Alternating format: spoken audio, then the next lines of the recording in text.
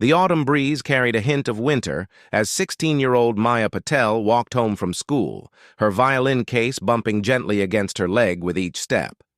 She'd always loved this time of year, the trees turning golden and red, the comfort of wrapping her favorite scarf around her neck before heading out. But lately, something felt off. The walk that once took her 15 minutes now left her winded, forcing her to stop and catch her breath twice before reaching her apartment building. "You're late again," her mother called from the kitchen as Maya closed the front door behind her. The small two-bedroom apartment filled with the smell of her mom's famous chickpea curry, usually enough to make Maya's stomach growl with anticipation. But these days, food had lost its appeal. "Sorry. Mom, got held up at practice," Maya lied, not wanting to worry her mother with the truth, that walking had become increasingly difficult, and that the swelling in her neck seemed to be getting worse. Sunita Patel emerged from the kitchen, wiping her hands on a dishcloth.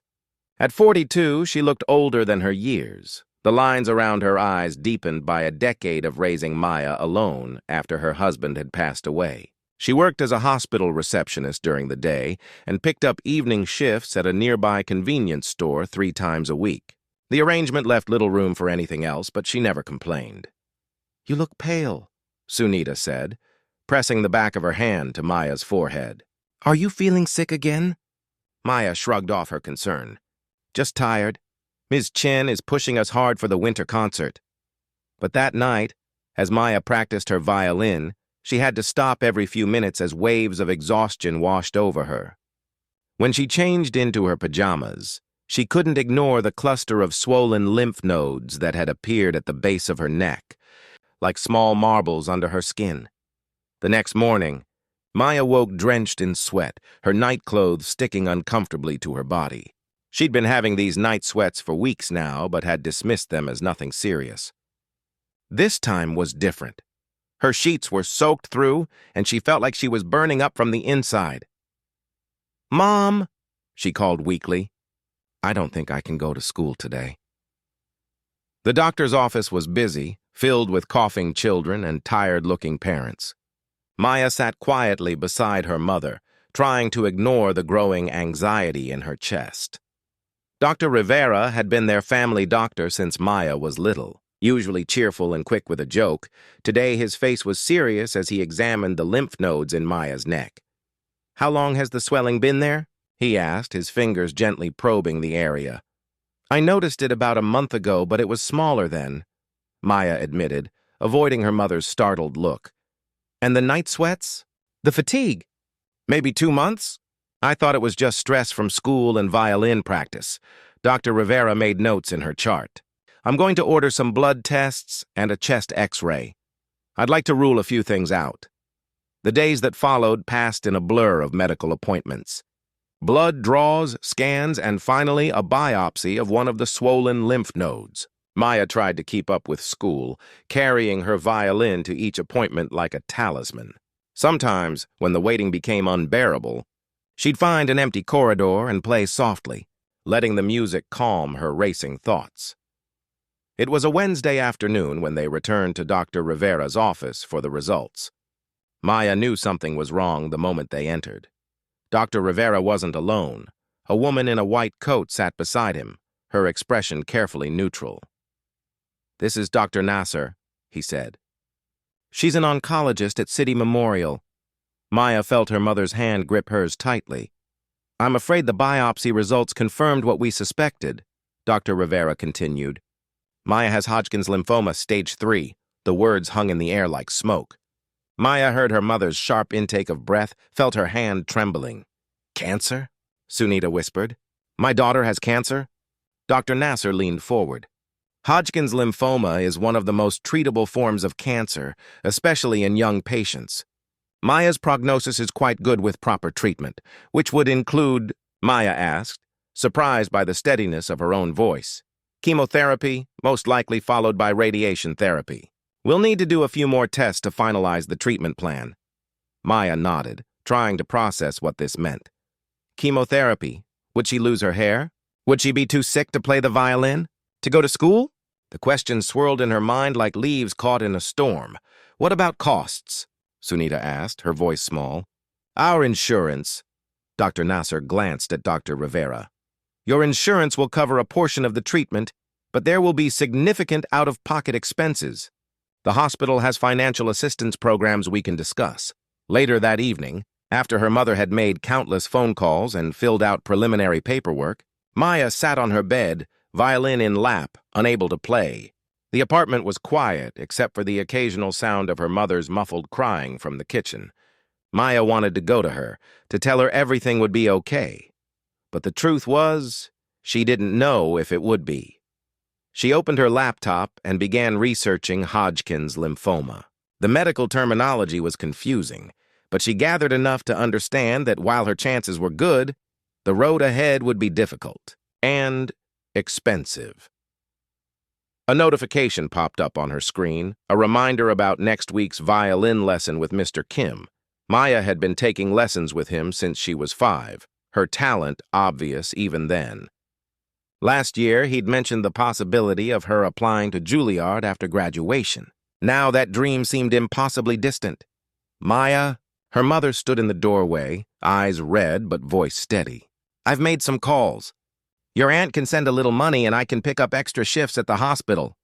Mom, you already work too much, Maya protested. Sunita came to sit beside her daughter, gently taking the violin and placing it back in its case.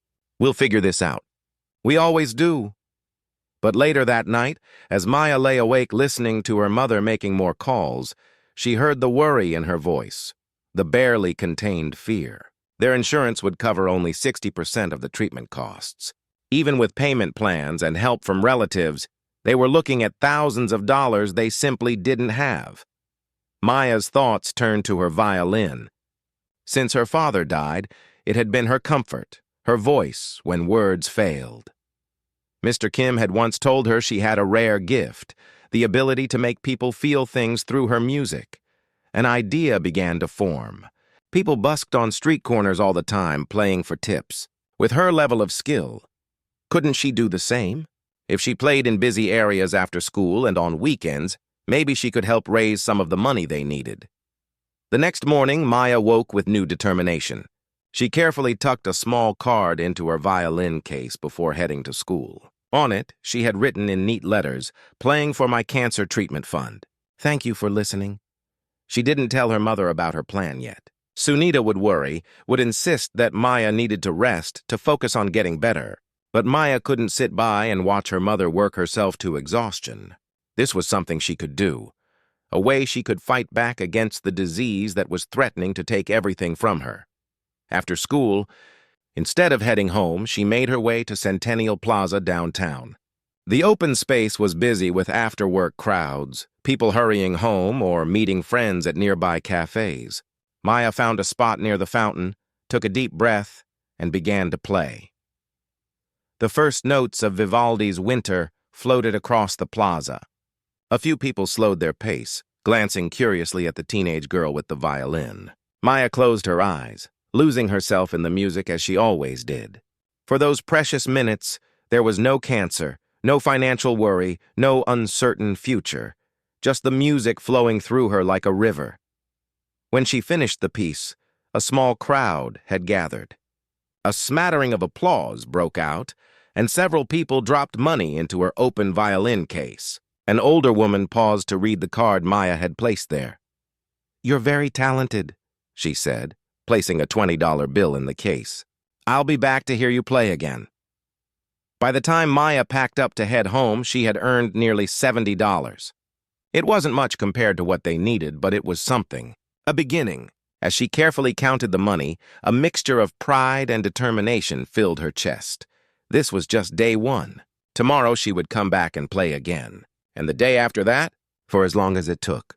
The road ahead would be hard, but Maya wasn't going to let cancer write the end of her story. She would play her way through this, one note at a time. Maya managed to hide her street performances from her mother for exactly 3 days. On the 4th day, she arrived home to find Sunita sitting at their small kitchen table. Maya's earnings from the previous days spread out before her. "Mrs. Lee from the pharmacy saw you playing downtown," Sunita said quietly. "She wanted to know if we had permission for you to be busking there." Maya set her violin case down carefully. Mom, I can explain. $70 on Monday. 85 on Tuesday. Nearly 100 yesterday. Sunita looked up, her eyes swimming with a mixture of pride and worry. Why didn't you tell me? Maya sank into the chair opposite her mother. Because you would have said no. Because you would have worried that it was too much for me. And it's not? Maya, you just started chemotherapy last week. The doctor said you need to rest. I can rest and still play, Maya insisted. Mom, I've watched you take on extra shifts, heard you on the phone with the insurance company. I know how much this is costing us. Sunita reached across the table and took her daughter's hands. That's not your burden to carry. Yes, it is, Maya said firmly. We're a team, right? That's what you always say. A team works together. Sunita looked at her daughter, really looked at her, and saw not the little girl who needed protecting, but the young woman who was fighting for her life with every tool she had. She squeezed Maya's hands. Okay, she finally said, but we do this smart. You play for no more than 2 hours a day.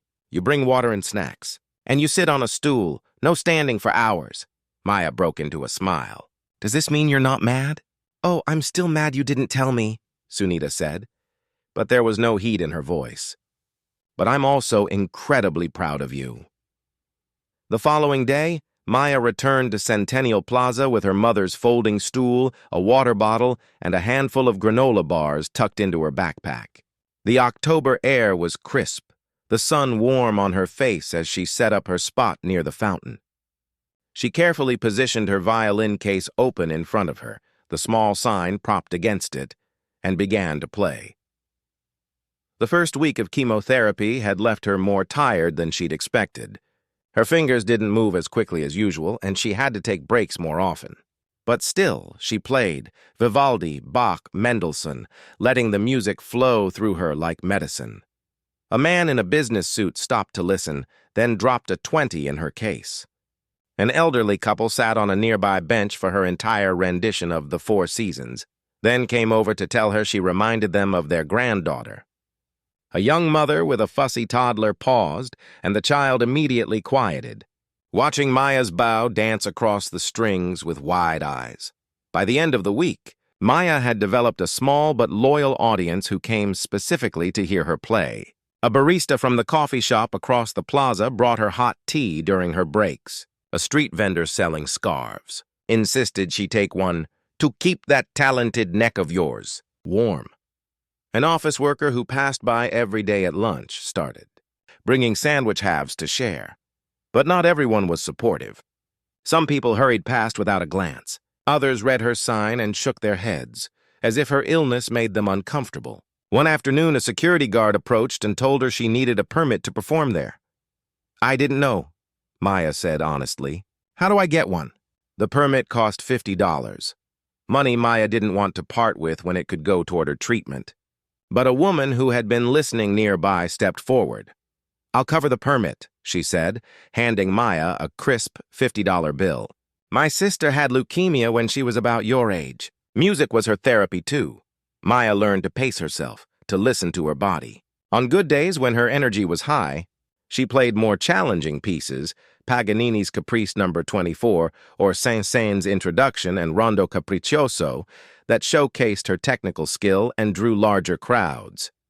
On harder days, when the chemo left her nauseated and weak, she stuck to simpler, more emotional pieces that required less physical exertion but still moved her listeners.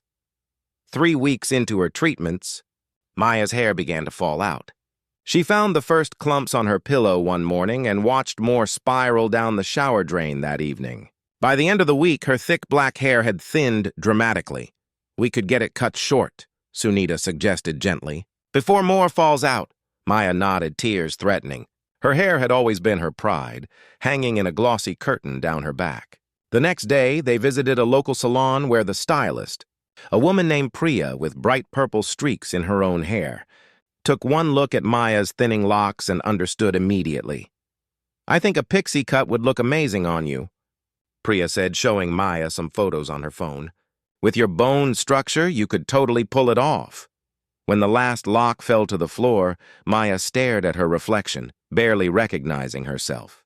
The girl in the mirror looked older somehow, with her large eyes and newly prominent cheekbones. "You look beautiful," Sunita whispered, standing behind her. Maya wasn't sure she believed that. But when she returned to the plaza the next day, violin in hand, something had changed. People who had passed her by before now stopped to listen. Perhaps it was the visible sign of her illness that made her music more poignant. Or maybe it was the new intensity with which she played, pouring all her fear and hope into each note. A local newspaper reporter who happened to be passing by paused to listen, struck by the sight of the teenage girl with the pixie cut playing her heart out beside a sign explaining her situation. He took a photo and approached her during a break. "Would you mind if I wrote a small piece about you for the Daily Chronicle?" he asked. "I think your story might inspire a lot of people," Maya hesitated. "I'm not doing this for attention." "I understand that," the reporter, whose name was Raj, assured her. "But sometimes sharing stories like yours helps others, going through similar struggles, feel less alone." The article appeared 2 days later. The Girl with the Golden Violin, teen musician. Plays to fund cancer treatment. Maya was surprised by how accurately Raj had captured her story, her diagnosis, her determination to help with the mounting medical bills, the community that was slowly building around her daily performances. The effect was immediate. The next day, Maya arrived at her usual spot to find a small crowd already waiting for her. People she'd never seen before approached with words of encouragement and donations. A local music store owner handed her a business card. "If you ever need your violin serviced or new strings, come see us," he said. "No charge." Maya's online donation page, mentioned in the article, saw a surge of contributions, mostly small amounts from strangers touched by her story, but they added up quickly. For the first time since her diagnosis, Maya felt like they might actually be able to manage the medical bills, but the increased attention brought challenges too. Playing for larger crowds was more draining, and some days Maya found herself exhausted before she'd finished her usual 2-hour session. The chemotherapy was taking a cumulative toll on her body. Her fingers sometimes felt numb, making it harder to feel the strings. And there were days when even lifting the violin to her shoulder seemed to require all her strength. One particularly difficult afternoon, after a morning spent receiving her 4th round of chemo, Maya struggled through Tchaikovsky's Violin Concerto, her usual precision giving way to hesitation as her fingers refused to cooperate fully. Halfway through, dizziness swept over her, and she swayed slightly on her stool. An older woman who had been listening stepped forward quickly, gently taking the violin from Maya's hands before she could drop it. "I think that's enough for today, dear," she said kindly, helping Maya pack up her instrument. Maya wanted to protest, but the world was spinning too fast around her. She'd pushed too hard today, eager to make up for days she'd missed due to treatment. The woman hailed a taxi and helped Maya inside, handing the driver enough money for the fare plus extra. "Rest," she told Maya firmly. "The music will still be here when you're stronger." That night, Maya lay in bed, too tired even to cry. Her body ached in ways she couldn't describe, and for the first time since her diagnosis, doubt crept in. What if she couldn't keep doing this? What if the treatments got harder, as Dr. Nasser had warned they might? What if all this effort still wasn't enough? Her mother came in with a mug of ginger tea, setting it on the nightstand before sitting carefully on the edge of the bed. "Maybe we should take a break from the plaza," Sunita suggested gently. "Just until you're feeling stronger," Maya shook her head. "I can't stop now. We're making progress with the bills, and people are counting on me being there. People want you to get better, Maya. That's what matters most." Maya reached for her mother's hand. "I need this, Mom. When I'm playing, I'm not just a cancer patient. I'm still me, still a musician." "I can't lose that, too." Sunita nodded, understanding. "Then we adjust. Maybe every other day instead of daily. Shorter sessions. And you promise to stop the moment you start feeling unwell." Maya agreed to the compromise, though it felt like another small defeat in a war her body was fighting on multiple fronts. But as she drifted off to sleep that night, violin melodies running through her dreams, she held on to one thought. Tomorrow was another day, another chance to play, another opportunity to show cancer that it might have invaded her body, but it couldn't touch her music. What she didn't know was that the next day would bring an unexpected visitor to Centennial Plaza, someone who would change everything. The morning dawned gray and chilly, with a light drizzle that painted the city sidewalks dark. Maya stood at her bedroom window, watching raindrops race down the glass. On days like this, the plaza would be nearly empty, hardly worth the effort of setting up. But she'd already missed 2 days this week because of her treatment, and the medical bills kept piling up on the kitchen table. "We can skip today," Sunita said from the doorway, reading her daughter's thoughts. "No one expects you to play in the rain." Maya turned, forcing a smile. "The forecast says it'll clear by noon. I'll go after lunch." True to the weatherman's prediction, the clouds began to part around midday, though the November air remained crisp enough that Maya wore 2 sweaters under her coat. Her mother had insisted on driving her to the plaza today, worried about the dampness and cold. "Call me when you're done, okay?" Sunita said as Maya gathered her violin case and the folding stool. 2 hours maximum. Maya nodded, though they both knew she would push it to 3 if she felt strong enough. Every dollar counted now.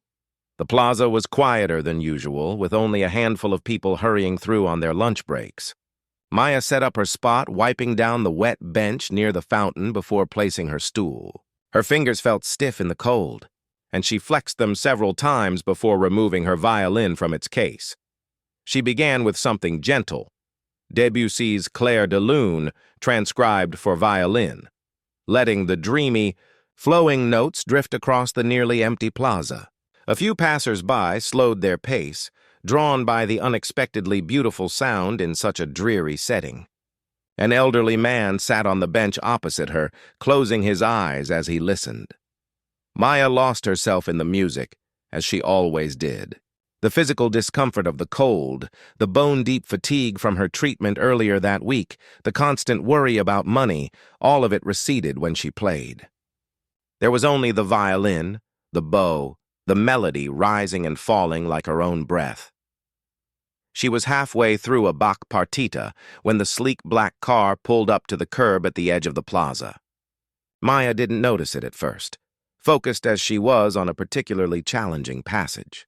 It wasn't unusual for cars to stop briefly there, dropping off passengers who worked in the surrounding buildings. The back door opened, and a man stepped out, saying something to the driver before shutting the door. The car remained where it was, engine idling, as the man stood for a moment, his attention caught by the music floating across the open space. Alexander Reeves had not planned to stop. He was already running late for a meeting at City Tower where his company was considering office space for a new branch.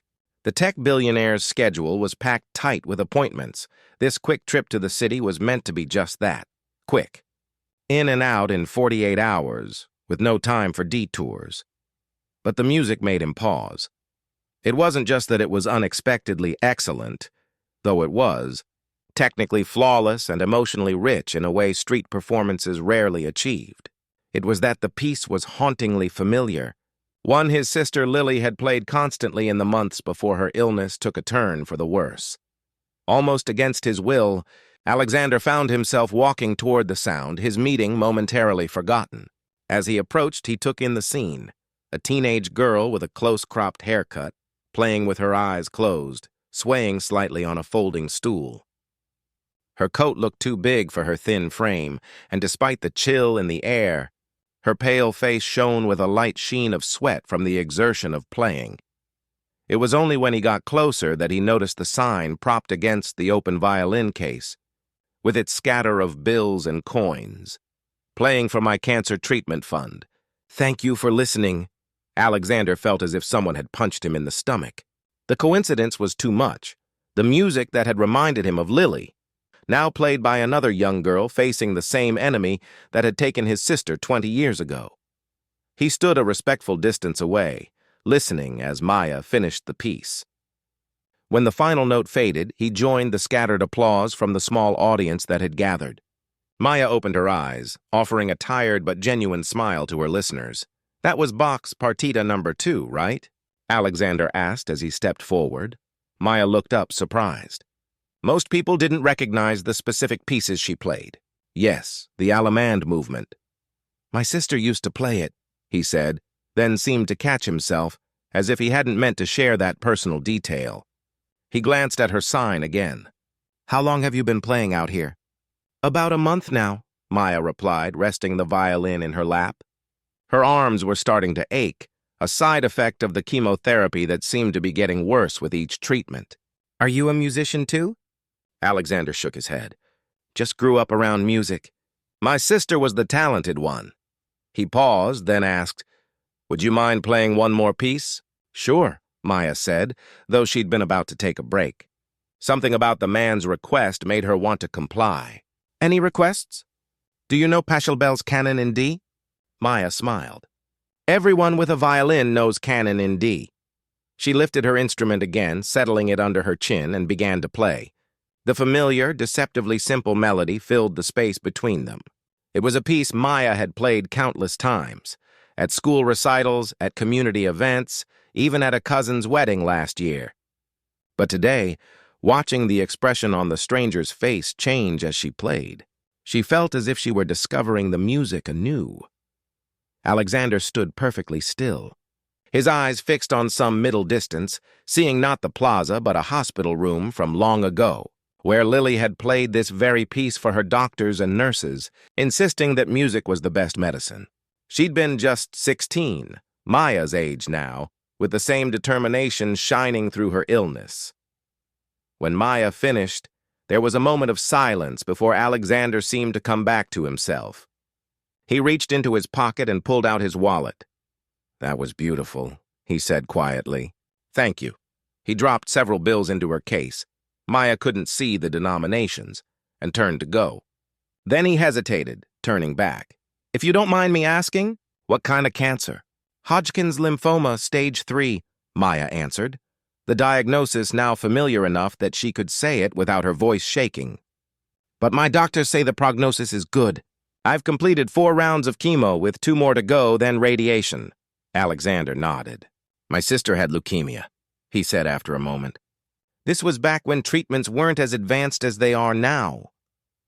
"I'm sorry," Maya said, understanding immediately what he wasn't saying. It was a long time ago. He looked at her violin. She loved playing right up until the end. Said it gave her something to focus on besides being sick. "That's exactly how it feels," Maya agreed. "When I'm playing, I'm not a patient anymore. I'm just a musician." Alexander seemed about to say something else when his phone buzzed. He checked it and grimaced. "I have to go. I'm late for a meeting." "Of course," Maya said.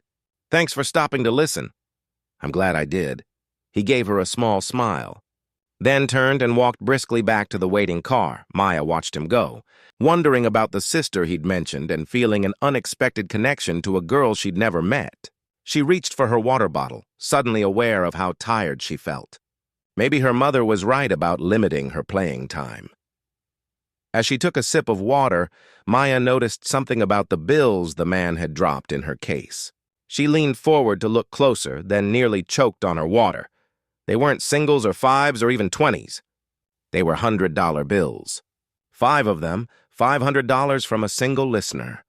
Maya looked up quickly, but the black car was already pulling away from the curb. She hadn't even asked the man's name.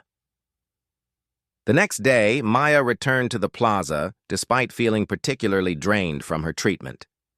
The mystery man and his generous donation had dominated her thoughts all night.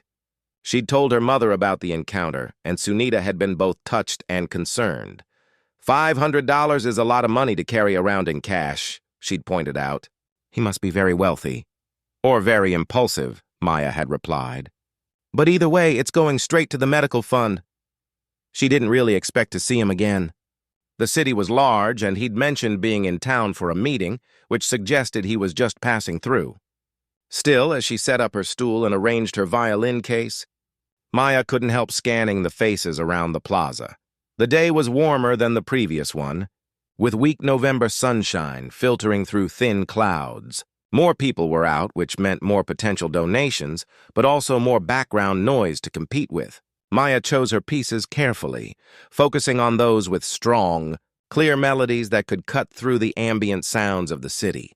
She was 2 hours into her session, considering packing up early because of the growing ache in her arms. when she spotted a familiar figure approaching from across the plaza. The same man from yesterday, this time without the car, walking deliberately toward her as she finished Vivaldi's Summer.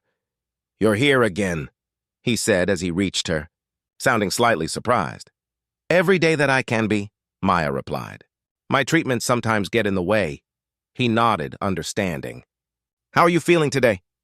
"Tired," Maya admitted, then wondered why she'd been so honest with a stranger. There was something about him that invited trust. "But playing helps, I can imagine." He hesitated, then extended his hand. "I'm Alexander, by the way. Alexander Reeves, Maya Patel," she replied, shaking his hand. His grip was firm but gentle, mindful of her obvious fatigue. "Would you mind if I sat and listened for a while, Maya?" he asked. "I have some time before my next appointment." "Not at all," she said, gesturing to the bench nearby. "Any requests today?" Alexander smiled. "Surprise me." Maya thought for a moment, then began to play The Lark Ascending by Vaughan Williams, a piece that always felt to her like a conversation between the violin and the sky. As she played, she was acutely aware of Alexander watching her, his attention complete in a way few listeners managed. When she finished, he applauded with genuine appreciation. "That was extraordinary," he said. "You have real talent." "Thank you," Maya replied, setting her violin down carefully. Her arms are definitely telling her it was time to stop. "I've been playing since I was 5. My dad taught me at first before he passed away. Then we found a way to pay for lessons. And now you're using that skill to pay for your treatment," Alexander observed. "That shows remarkable resourcefulness," Maya shrugged. "It was the only thing I could think of to help my mom. She works so hard already." Alexander seemed to make a decision. He reached into his jacket and pulled out a business card, handing it to her. "Maya, I'd like to talk to you and your mother about something that might help. Would you be willing to meet me for coffee tomorrow?" "Both of you?" Maya looked at the card. The name Alexander Reeves was printed above a title, Founder and CEO, Horizon Technologies. She didn't recognize the company name, but the cardstock was heavy and expensive feeling. "What kind of help?" she asked cautiously. "The kind that could make a real difference with those medical bills," he said simply. "But I'd rather discuss the details with both you and your mother present." Maya hesitated. Her mother had taught her to be wary of strangers, no matter how kind they seemed. But something told her Alexander Reeves was genuinely trying to help. "I'll have to ask my mom," she said finally. "Can I call you?" "Of course." He pointed to the number on the card. "That's my direct line, and Maya, I promise this isn't anything strange or concerning. I just think I might be in a position to help, and after hearing you play..." He paused. "Let's just say it would mean a lot to me." As Alexander walked away, Maya turned the business card over in her fingers, wondering what tomorrow might bring. She had no way of knowing that the brief encounter with the man in the expensive coat was about to change her life completely. "Absolutely not," Sunita said, placing the business card on the kitchen table and sliding it away from her as if it might bite. "We are not meeting some strange man who approached you in the plaza." Maya had expected this reaction. Her mother had always been protective, even before the cancer diagnosis. Now, with Maya's health so fragile, Sunita's protective instincts were in overdrive. "Mom, I really don't think he's dangerous," Maya argued. "He was just kind, and he mentioned his sister had leukemia. I think that's why he wants to help." "Sweetheart, I know you see the good in everyone, but we don't know anything about this man." Maya picked up the business card. "Actually, we do. His name is Alexander Reeves, and he's the CEO of Horizon Technologies." She tapped on her laptop, which was open on the table. "Look, I Googled him." Sunita leaned forward to look at the screen. A photo showed the same man Maya had met. Tall, with dark hair touched with gray at the temples, dressed in an expensive-looking suit. The article was from a business magazine, profiling the tech world's most private billionaire. "Billionaire?" Sunita's eyebrows shot up. "Maya, why would a billionaire be interested in helping us?" "Because of his sister," Maya said simply. "He told me she died of leukemia when she was my age. And she played violin, too." Sunita skimmed the article, which mentioned that Reeves had established a charitable foundation in his sister's memory, though it gave few details about his personal life. He was known for being intensely private despite his wealth and influence in the tech industry. It says here he's in town for the opening of their new office, Sunita noted. So at least that part of his story checks out. See? He's legitimate. Maya pushed the business card back toward her mother. And he specifically asked to meet with both of us. If he had bad intentions, why would he want you there too? Sunita sighed, her resistance weakening. I still don't understand why a billionaire would take such a personal interest in one girl's medical bills. Maybe we should meet him and find out, Maya suggested gently. The next day, Sunita drove them to Westfield Cafe, an upscale coffee shop in the business district. She had insisted on a public place for the meeting, despite Maya's eye rolling at her mother's continued suspicion.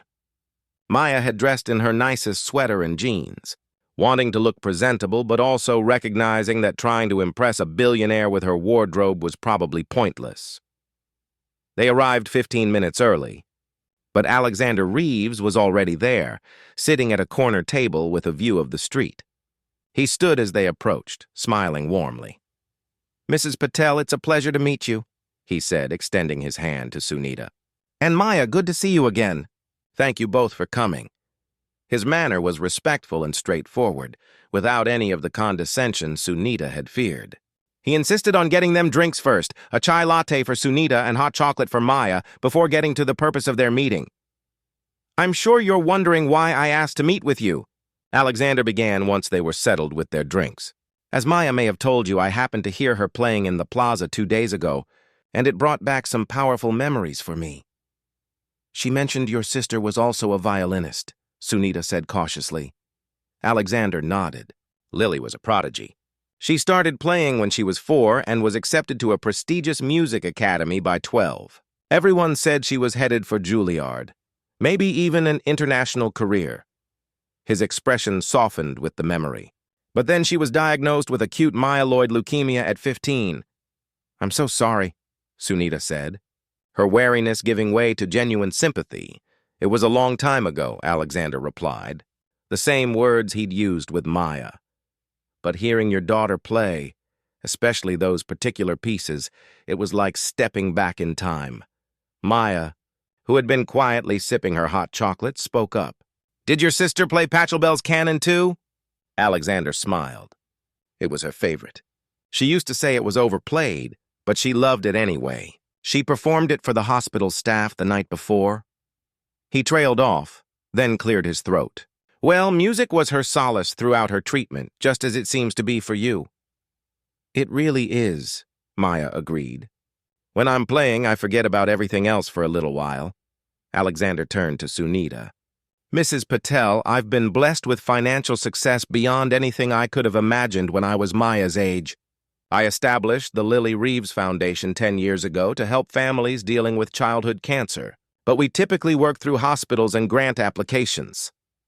So that's why you wanted to meet, Sunita said, beginning to understand. You want to help through your foundation?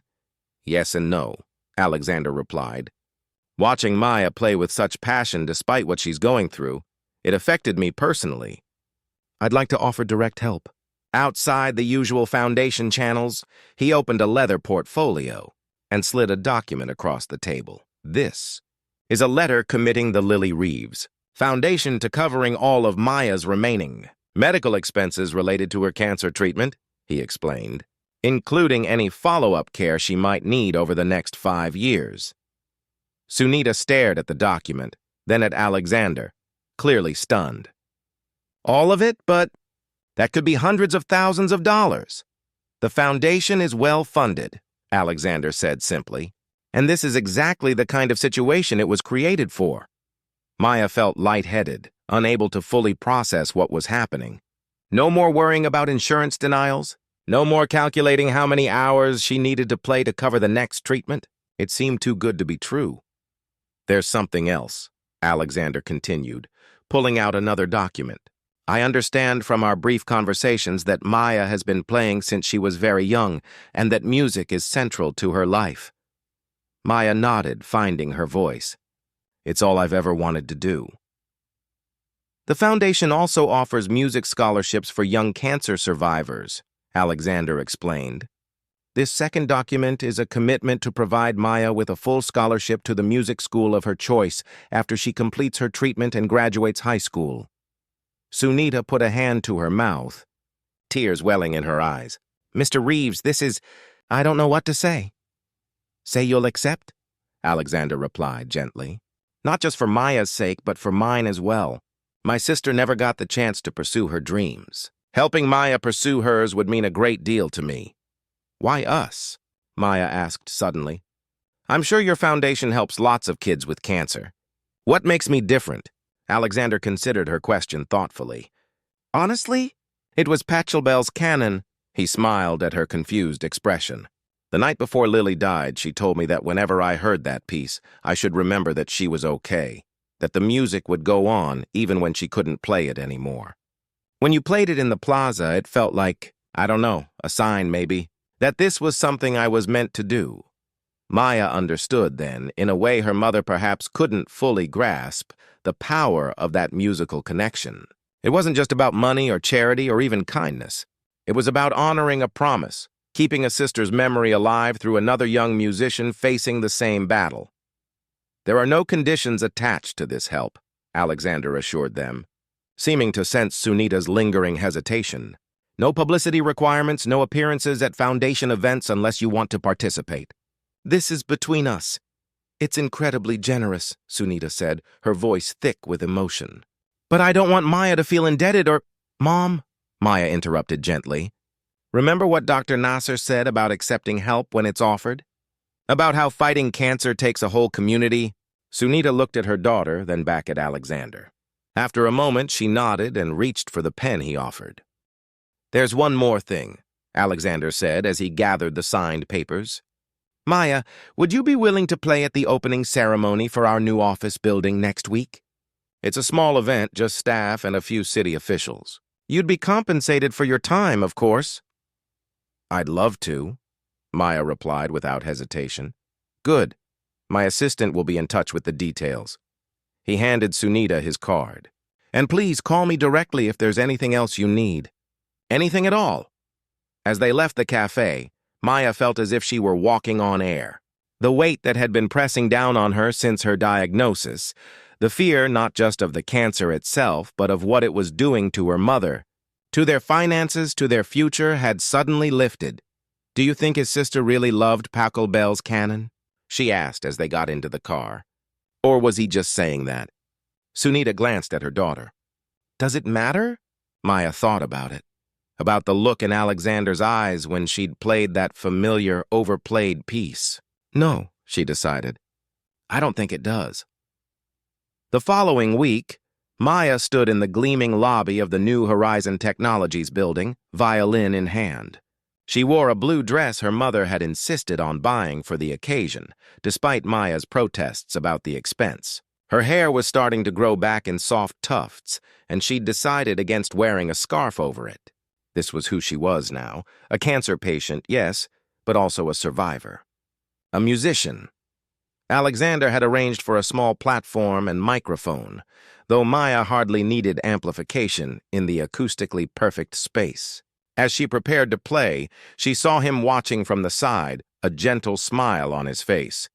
She began with Bach, then moved to Vivaldi, saving Pachelbel's canon for last.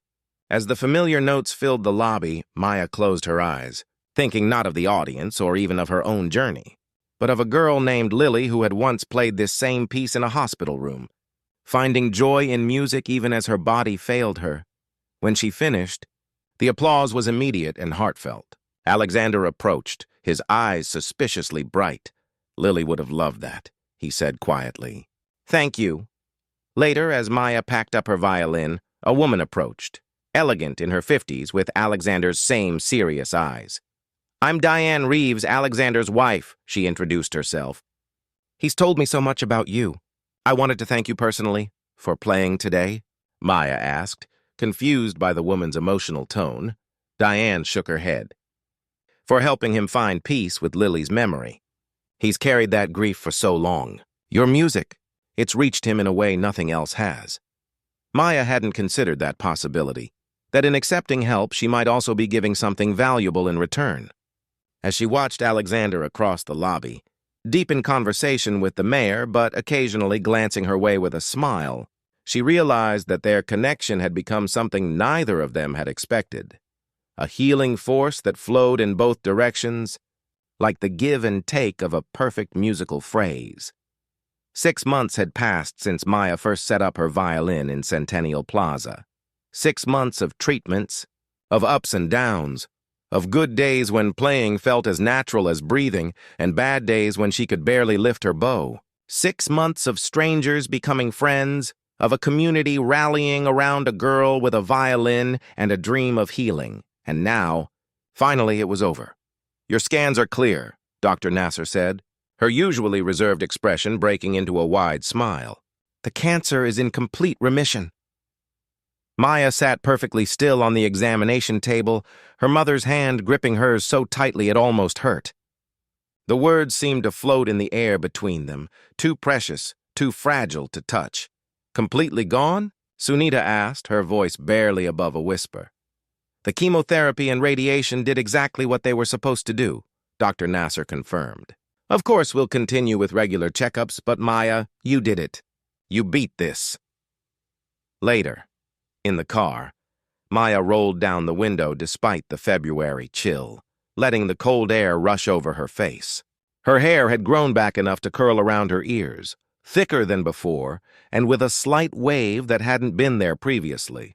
Another change the cancer had left behind, like the thin scars from her port and biopsy, the new awareness of her body's fragility, the hard-won wisdom that came from facing your own mortality at 16.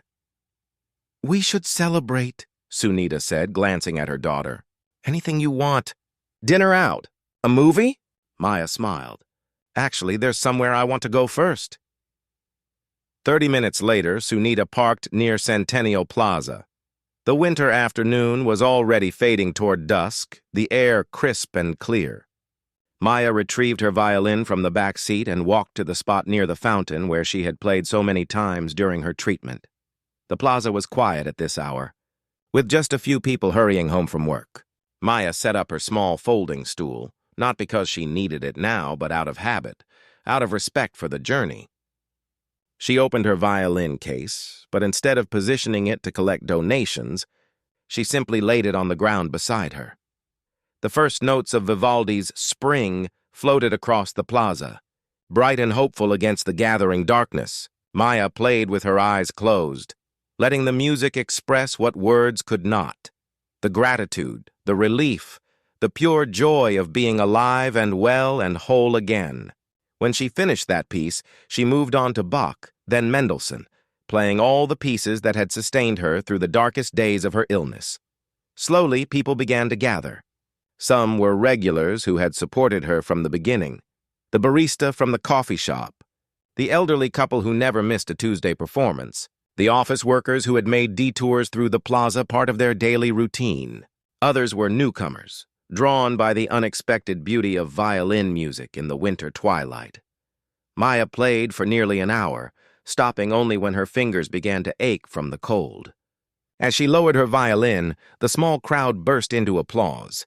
Someone called out, "Where's your donation case?" Maya shook her head, smiling. "I'm not collecting anymore. My treatment is finished and I'm cancer-free." A cheer went up, and several people came forward to hug her or shake her hand, faces bright with genuine happiness for this girl they had come to care about through her music. As the crowd dispersed, Maya spotted a familiar figure standing at the edge of the plaza. Alexander Reeves, bundled in a wool coat, watching with that same quiet smile she had come to know over the past months. "I thought I might find you here," he said as she approached. "Sunita texted me about the good news. I had to come back," Maya explained. "To play here one more time, but not for money. Just for, I don't know, closure maybe? To say thank you to this place." Alexander nodded, understanding perfectly as he always seemed to. Lily used to say that music was a conversation between the player and the universe. I think she would have done exactly the same thing. They walked together toward where Sunita waited by the car. In the months since their first meeting, Alexander had become something between a friend and a guardian angel to the Patel family. True to his word, the Lily Reeves Foundation had covered all of Maya's medical expenses. But his support had gone beyond financial assistance. He had connected Sunita with a better-paying job at his company's human resources department. He had introduced Maya to music therapists who helped her work through the emotional trauma of her illness. He had simply been there, a steady presence during an unsteady time. "I have a proposition for you," Alexander said as they walked. "The foundation is starting a new program, music therapy for kids with cancer. We've partnered with City Memorial to create a dedicated space where young patients can learn to play instruments, record their own songs, express themselves through music during their treatment." "That sounds amazing," Maya said, genuinely impressed. "We need someone to lead it," Alexander continued. "Someone who understands both the healing power of music and the reality of cancer treatment. Someone who can inspire these kids to see beyond their illness." Maya stopped walking, suddenly understanding. "Me? But I'm not a therapist or a teacher." "You'd work with professionals, of course," Alexander assured her. "But Maya, you've lived this experience. You know what these kids are going through in a way no one else on our team does. And you're proof that there's life, vibrant, music-filled life, on the other side of cancer." "I'm only 16, Maya reminded him. "It would be a part-time position, just weekends for now, and it wouldn't interfere with your studies or college applications." He smiled. "Think of it as an extremely relevant extracurricular activity." Maya considered the offer. 6 months ago, she had been playing in this plaza out of desperation, trying to scrape together enough money to help with her medical bills. Now she was being offered a chance to use that same music to help other kids like her. The symmetry of it felt right, like the resolution of a complex musical phrase. "I'd like that," she said finally. "I'd like that a lot." Spring arrived with a burst of color and warmth, as if the world were celebrating Maya's recovery alongside her. The trees in Centennial Plaza bloomed with pink and white flowers, their petals occasionally drifting down to land on the shoulders of passers-by. Among those passing through the plaza one Saturday morning was a group of children from City Memorial's Pediatric Oncology Ward, accompanied by nurses, parents, and one teenage girl with a violin case slung over her shoulder. Maya led them to the spot by the fountain where,